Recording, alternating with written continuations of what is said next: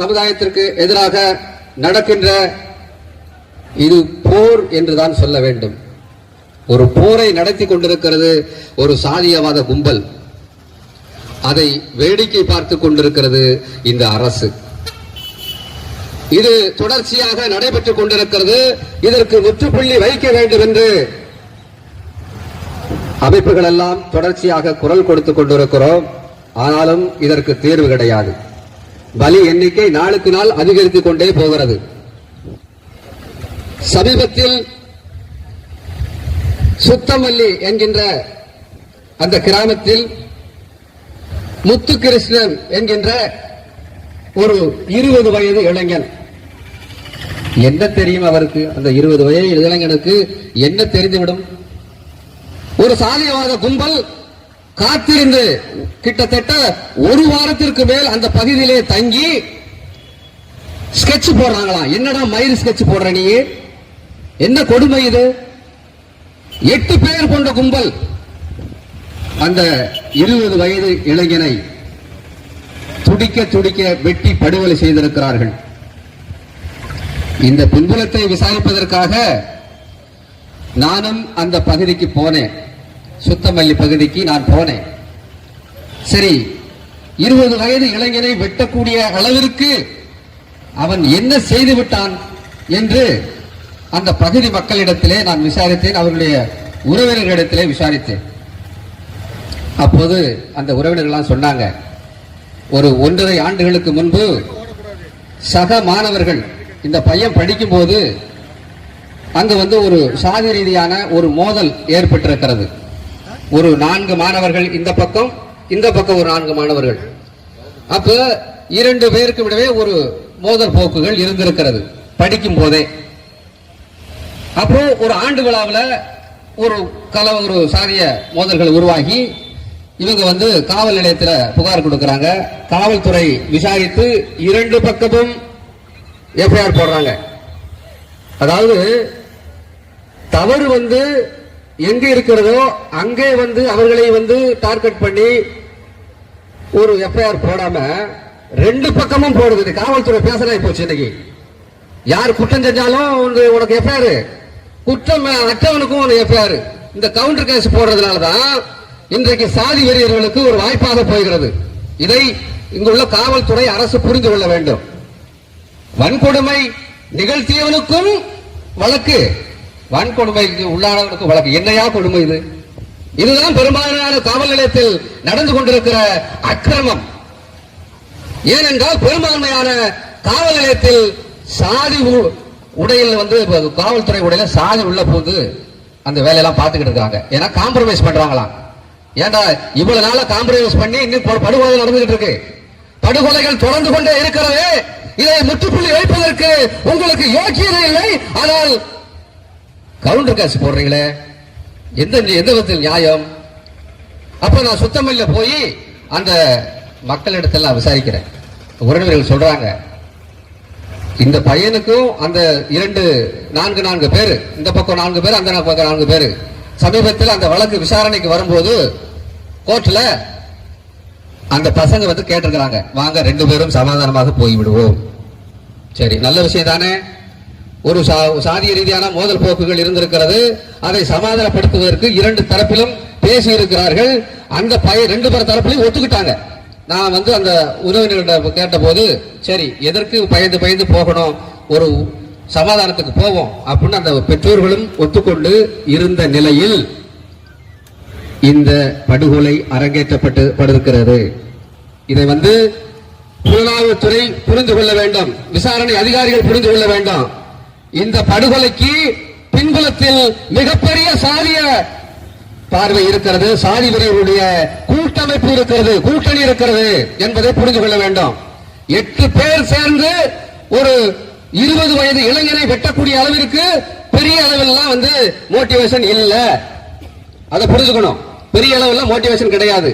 இந்த சாதாரண விஷயத்துக்கு வாளெல்லாம் கொண்டு வந்திருக்காங்க. வாள் கொண்டு வந்திருக்காங்க. அறுவாள் சகிதம் கிட்டத்தட்ட ஒரு வார காலத்திற்கு அங்கே கேம்ப் அமைத்து அந்த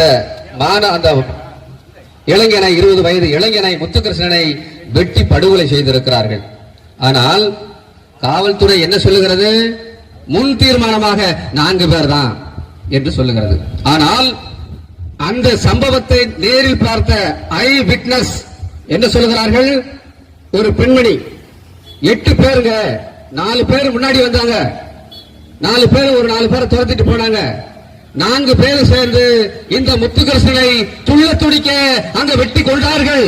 நான் பார்த்து மட்டை எடுத்துட்டு போனேன். பாருங்க, தேவேந்திர குல வேளாளர் சமுதாய பெண்மணி துணிச்சலாக, அல்ல தேவேந்திர குல வேளாளர் என்றாலே அந்த பெண்ணுக்கு எவ்வளவு வீரம் பாருங்க.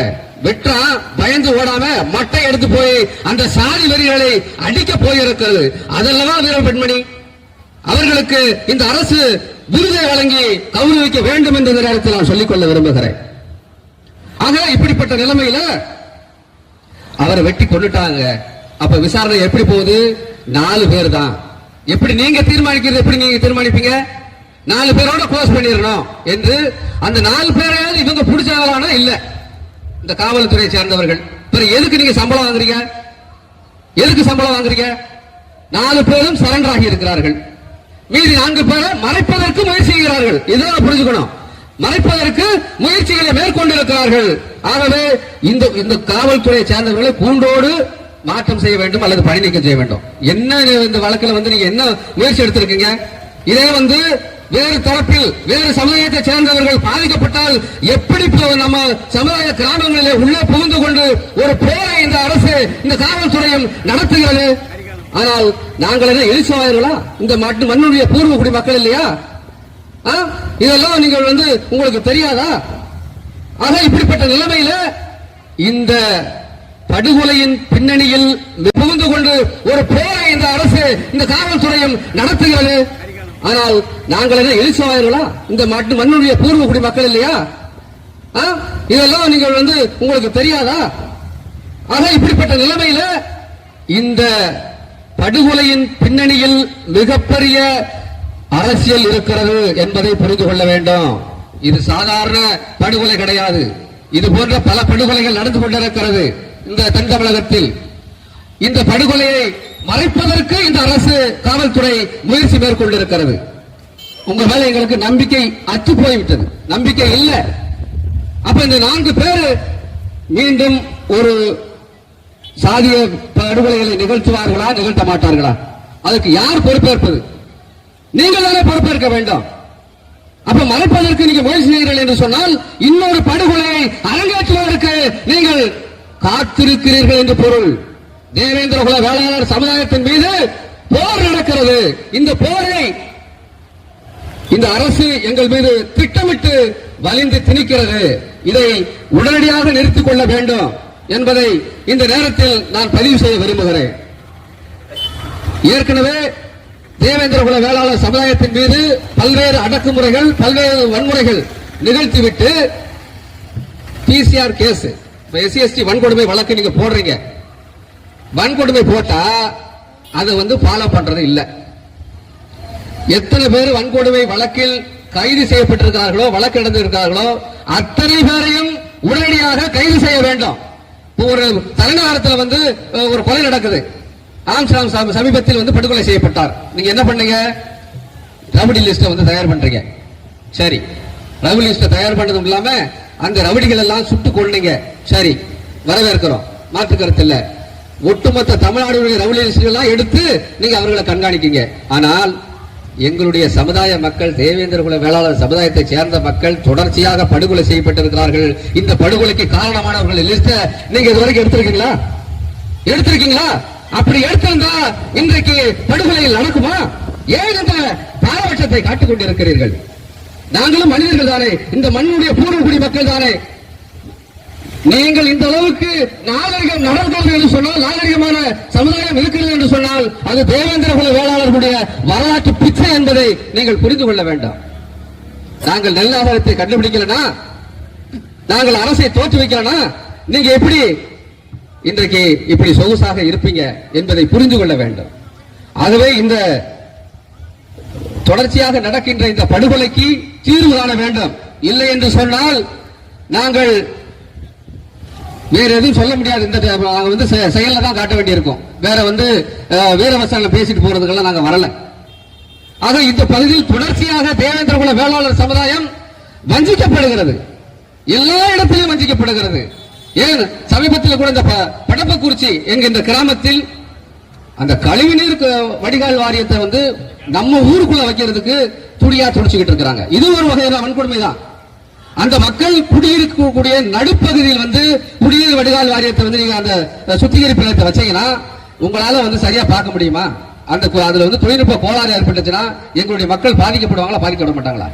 எப்படியாவது அதை வலிந்து இந்த மக்கள் மீது திணித்து விட வேண்டும் அந்த திட்டத்தை என்று சொல்லி ஒரு ரேஷன் கார்டு, ஒரு பால்வாடி, ஒரு கல்வி நிலையம் இதெல்லாம் வந்து கோரிக்கை வச்சா நிறைவேற்ற மாட்டீங்க. மக்கள் வந்து பாதிக்கப்படுகிற திட்டத்தை வந்து வலிந்து தேவேந்திர சமுதாயம் இருக்கக்கூடிய பகுதியில் திணிப்பதற்கு எப்படி முனைகிறீர்கள்? இது ஒரு வகை வன்கொடுமை தான். உடனடியாக அந்த பகுதியில் இருக்கக்கூடிய அந்த நிறைவேற்றப்படக்கூடிய அந்த திட்டத்தை வந்து தடுத்து நிறுத்தணும். இந்த மாதிரியான நிறைய பிரச்சனைகள் இருக்குது. இப்ப சமீபத்தில் கூட பத்திரிகையாளர் அழகராஜன் என்பவர் தாளையூத்து பகுதியில் அவர் என்ன பண்றாரு, ஒரு குறிப்பிட்ட சமுதாய பாடலை ஒரு கடைக்காரன் போடுறாங்க. அந்த கடைக்காரன் வந்து அந்த ஒரு சாதி பாடல் அதை போடுறான். இவர் என்ன பண்றாரு, அந்த பகுதியில் போகும்போது அதை பார்த்துறாரு, கேட்கிறாரு, தொடர்ச்சியா போடுறாங்களே, ஏன்பா இந்த மாதிரி எல்லாம் போடுற, ஒரு பொதுக்கடை தானே, ஒரு சாதி ரீதியா போட்டா உன்னுடைய வணிகம் பாதிக்கப்படுமே என்ற துணியில் அவரிடம் போன் போட்டு பேசுறாரு. அப்ப இதை என்ன பண்றாங்கன்னா போன் போட்டு பேசி இதை ரெக்கார்டு பண்ணி காவல் நிலையத்தில் கொடுக்குறாங்க. அந்த தாளையூத்து காவல் நிலையத்தில் கொடுத்த உடனே என்ன பண்றாங்க, இவர் எந்த நோக்கத்தில் போறாரு, அந்த பாடல்னால தென் தமிழகத்தில் மிகப்பெரிய வன்முறை நடக்கிறது, சாதிய மோதல்கள் உருவாகிறது, அதை கண்டிக்கின்ற விதமாக இவர் பேசுறாரு. ஒரு நல்லிணக்கத்தை ஏற்படுத்த வேண்டும் என்கின்ற அடிப்படையில் ஒரு பத்திரிகையாளர், ஒரு சமூக ஆர்வலர். அப்ப வந்து சாதியவாதிகள்லாம் வரிஞ்சு கட்டிட்டு என்ன பண்றான், எப்படி எங்க தொழிலதிபர்களை மிரட்டுவேன், ஏய் உன் சாதிக்கார வந்து உன் கடையிலே வாங்கி நீ வந்து முன்னேற முடியுமா, அடுத்த சாதிக்கார உன்னுடைய கடைக்கு வர தேவையில்லையா என்கின்ற துணியில் அவர் கேட்கிறார். சரி, இதுக்கு என்ன செய்ய வேண்டும்? காவல்துறை, அந்த தாளையூத்து காவல்துறை என்ன சொல்றாங்க, அழகராஜனை வந்து கூப்பிடுறாங்க போன் போட்டு, இங்க வாங்க உங்ககிட்ட பேசணும். சரி, இவரும் போறாரு. போன உடனே உங்களை கைது செய்யறோம். முறையான நடவடிக்கை இல்ல, இவரை வந்து கைது செய்ய போறோம்னு அவங்க சொல்லல, காவல் நிலையத்துக்கு கூப்பிட்டு ரிமாண்ட் பண்றாங்க. என்ன கொடுமை இது, சாதி வெறி இல்லையா? அந்த காவல்துறையை சேர்ந்த இன்ஸ்பெக்டர் சபாபதி என்பவர் தொடர்ச்சியாக இது போன்ற சம்பவங்களில் ஈடுபடுகிறார் என்று தகவல் வந்து கொண்டிருக்கிறது. இதையும் புரிந்து கொண்டு இது போன்ற சாதி வெறிகளை எல்லாம் கணக்கிட வேண்டும் அரசு. சும்மா வந்து உளவுத்துறை அங்கங்க வச்சுக்கிட்டு இருக்கிறது மட்டும் வேலை கிடையாது. அது வந்து கரெக்டாக கணக்கிட்டு அதனுடைய கண்காணிப்பதற்கு சமீபத்தில் கூட உயர்நீதிமன்றம் ஒரு உத்தரவிட்டிருக்கிறது. காவல்துறையை கண்காணிப்பதற்கு ஒரு குழு அமைக்க வேண்டும் என்று சொல்லி அதையும் வந்து நடைமுறைப்படுத்த வேண்டும். அப்ப இந்த நிலையில் என்ன, சாதி வெறியை வளர்ப்பவர்கள், சாதி ரீதியாக செயல்படுபவர்கள், சாதிய வன்கொடுமையை நிகழ்த்துபவர்கள் ஒற்றுமையாக இருக்கிறார்கள் என்பதை நாம் புரிந்து கொள்ள வேண்டும். அப்ப நம்ம என்ன செய்யணும், நம்ம அமைப்பு இதெல்லாம் கடந்து நாம ஒற்றுமையா இருக்க தேவையில்லையா? அப்ப இப்படிப்பட்ட நிலைமைகள் இந்த தென் தமிழகத்தில் தொடர்ந்து கொண்டிருக்கிறது. இதை தடுத்து நிறுத்த வேண்டும் என்று சொன்னால் நாம் ஒரு மிகப்பெரிய ஒற்றுமையை காட்ட வேண்டும். சாதி ரீதியாக செயல்படுபவர்களை வந்து தண்டிப்பதற்கு சட்ட ரீதியாகவும் சமூக ரீதியாகவும் போராட வேண்டிய தேவை இருக்கிறது என்று கூறி இந்த கோரிக்கை, இந்த ஆர்ப்பாட்டம் வெற்றி பெற்றிருக்கிறது. அரசு இதை புரிந்து கொண்டு உடனடியாக தென் தமிழகத்தில் நடைபெறுகின்ற சாதிய படுகொலைகளை தடுத்து நிறுத்த வேண்டும். இல்லை என்று சொன்னால் எதிர்வினைகள் மோசமாக இருக்கும் என்று கூறி விடைபெறுகிறேன். நன்றி, வணக்கம்.